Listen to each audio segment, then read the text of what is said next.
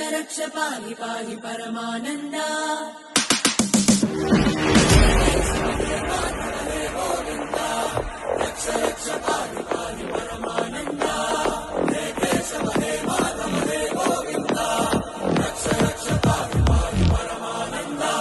ధవళగిరి లక్ష్మీ జనార్దన స్వామివారికి మాఘశుద్ధ ఏకాదశి రోజుని మాఘ పౌర్ణమి వరకు కూడా కళ్యాణోత్సవాలు జరిపించబడుతుంటాయి.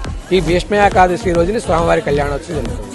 ప్రతి చోట కూడా స్వామివారి వివాహం చేసుకున్న తర్వాత దేవేరులతో సహా కలిసి రథోత్సవంలో గ్రామ భక్తులందరినీ కూడా అనుగ్రహిస్తూ ఉంటారు.